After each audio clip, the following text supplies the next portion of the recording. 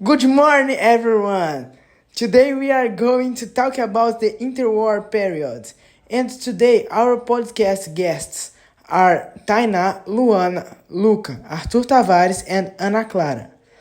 Ana Clara, what was the interwar period? Tell us. Hi, André. Thank you very much for inviting us to your podcast. Come on, during the period between the end of the First World War in 1900, there were great advances in aviation with the development of fast, more maneuverable, and better armored fighters planes. This included the introduction of more effective monoplane fighters and mortars.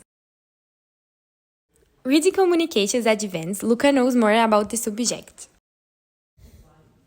There are many advances, including the development of radio and television.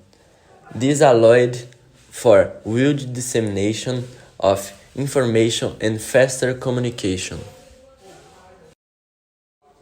But what about cars? Do you know what changed during that period? Yes, the automobile industry continued to grow, with mass production making cars more affordable to the general public. New technologies such as more efficient engines and suspension systems. You forgot about the medicine. It has had significant advances such as the development of antibiotics, such as penicillin, which revolutionized the treatment of bacterial infections. In addition, there were household appliances such as refrigerators, washing machines, and vacuum cleaners, which made household chores easier and improved people's start of living at the time. I always liked chemistry. Is there any information about that from that time? Yes, progress has been made in chemistry and the production of synthetic materials, such as plastics and synthetic rubbers, which have had a significant impact on several industries. There's computing too. I love technology and talking about it. In the interwar period, although modern computers were still in the infancy, there were significant advances in computing theory, such as tabulating machines and mechanical calculators. I'm going to interrupt you quickly because I know a little about the subject too.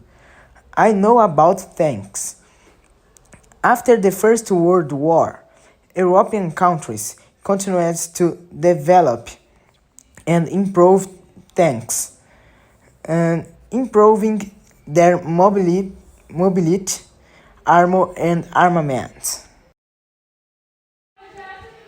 In artillery, they developed more effective anti-tank guns, longer range, hot users, rocket launchers, and various advanced artillery weapons, which played an important role in land battles.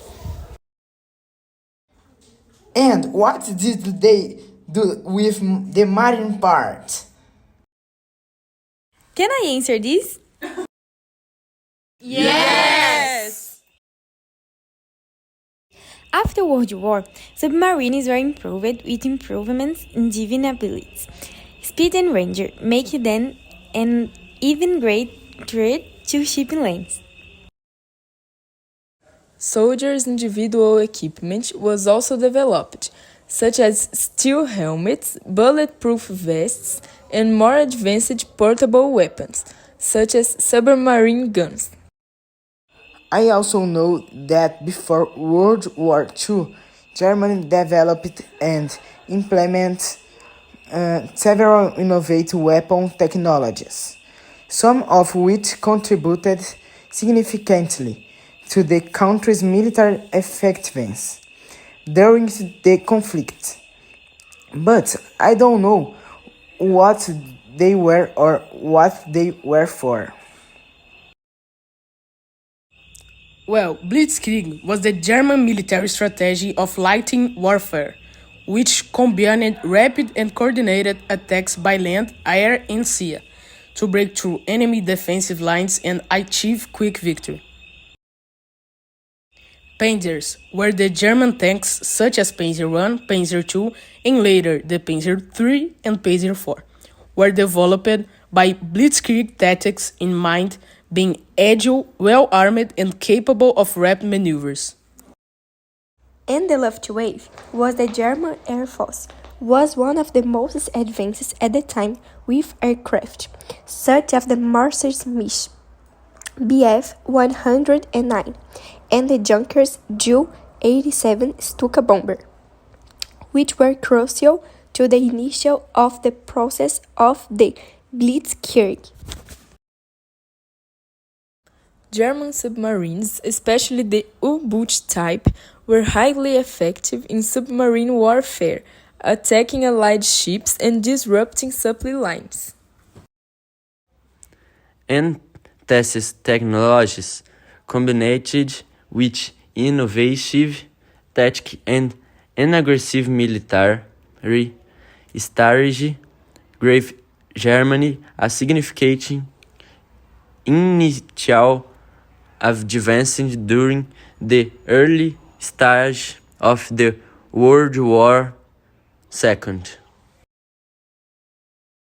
Yes, and if I remember correctly from my school days, these technological advances played a significant role in the way World War II was fought and the evolution of military tactics during that period.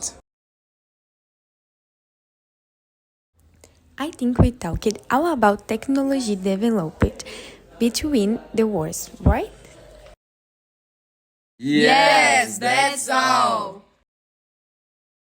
So guys, thank you very much for your participation in this week's podcast. Many people certainly learning a lot from today's episode. See you next time. Bye bye. You're welcome. Thank you.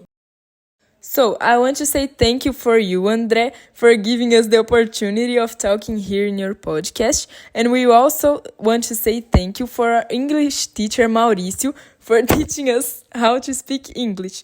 And our history teacher, Fabiana, that teached us the things that we said today.